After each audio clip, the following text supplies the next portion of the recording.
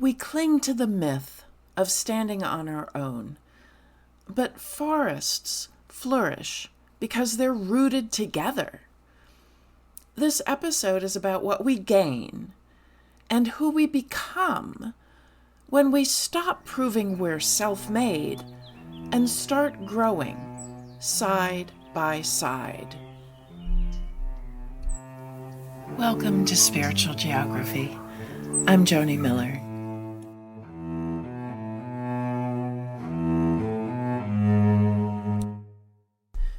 We love the myth of being self-made, like we're seeds that force their way through rocky soil by sheer will, growing straight and strong without a hint of help. It props up our sense of worth.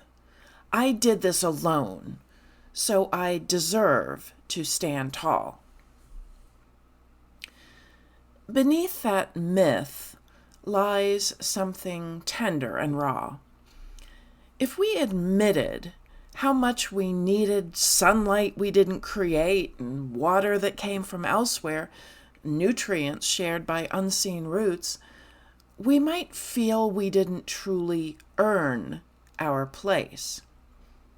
That needing help makes us less than. That accepting help means we're not enough on our own. So we cling to the story. And sometimes we'd rather stomp on someone else's sapling than confront our own fragile soil. We'd rather see no new growth than face the unsettling truth that we were never self-made at all. But in the forest, trees feed one another. Fungi weave secret pathways that carry sustenance from the strong to the struggling. Life flourishes precisely because it's shared. No tree is diminished by the nourishment it receives. In fact, it stands taller, roots deeper, widens its canopy, and offers shelter to others in return. Maybe the question was never who earned the right to grow.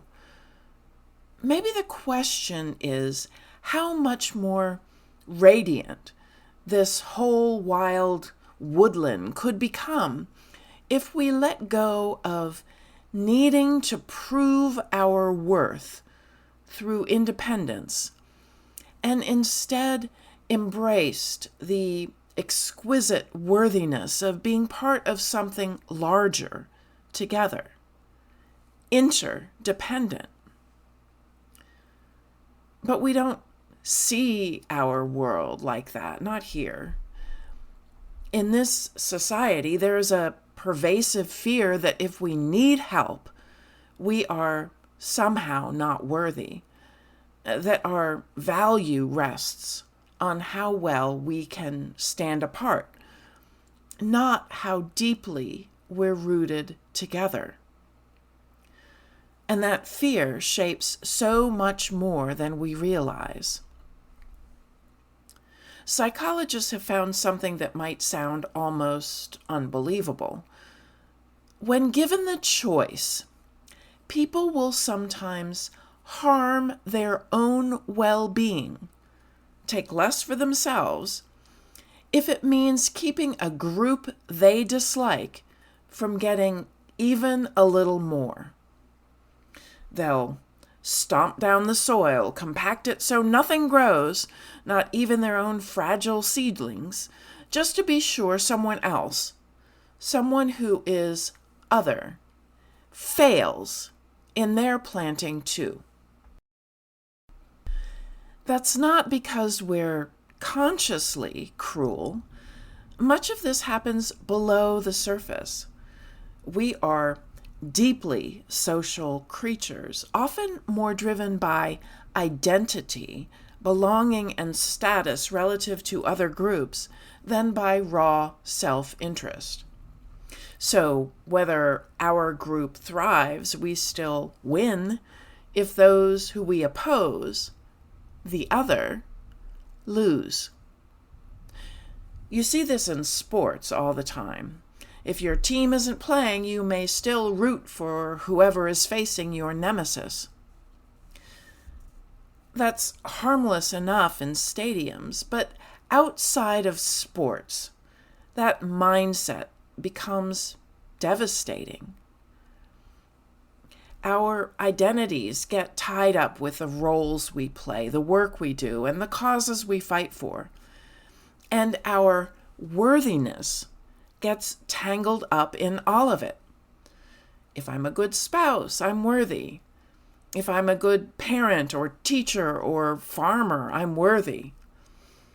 If I stalwartly support my team, whether that team is a political party, sports franchise, or religious group, then I'm worthy.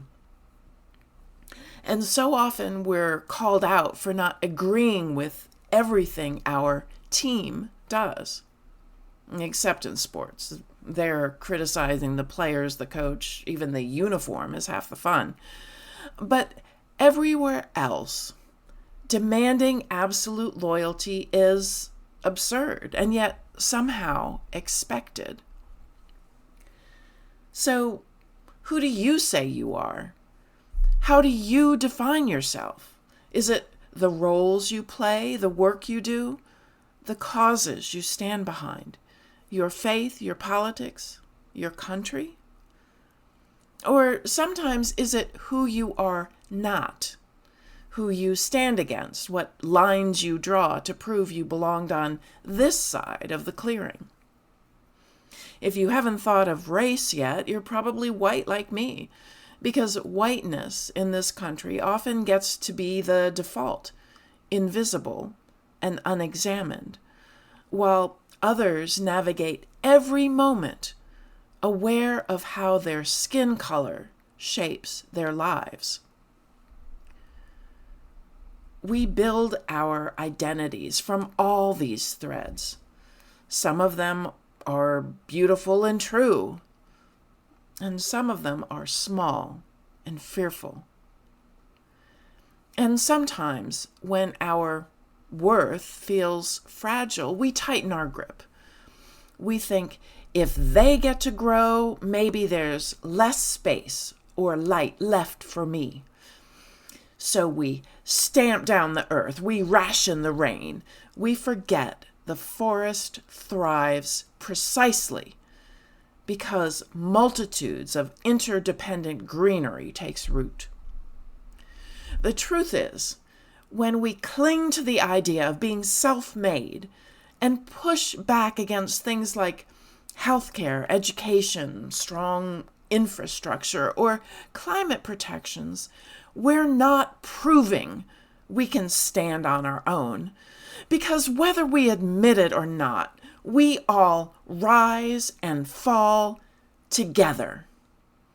And when fear or resentment makes us pull back our care, it doesn't just keep others out, it shrinks the support we'll one day need ourselves. That's why collective cruelty so often backfires. When we refuse to widen the circle of care, there are fewer hands to build, fewer voices to imagine, fewer hearts to steady what's fragile, fewer people to care for your family or mine. We might pretend we're self-sufficient, but we still travel roads built by others, breathe air protected by shared choices, and drink water kept clean by countless unseen hands. And what a gift it is that we don't have to stand alone.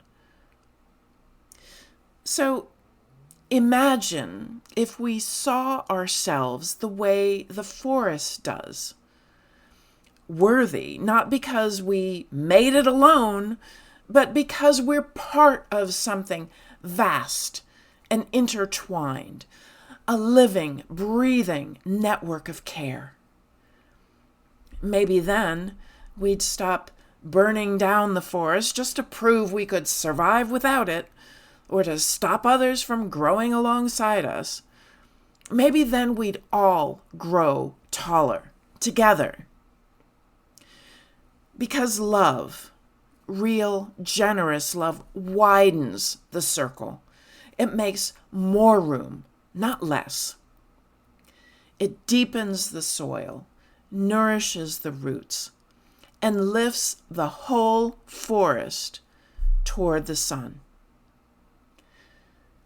Imagine what your life and this aching, hopeful world could hold if we stopped proving we stand alone and simply let ourselves grow side by side, together, in love.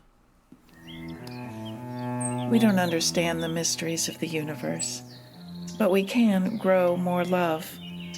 Love for ourselves, love for others, and love for the infinite mystery that lays beyond our understanding. Thank you for tuning in.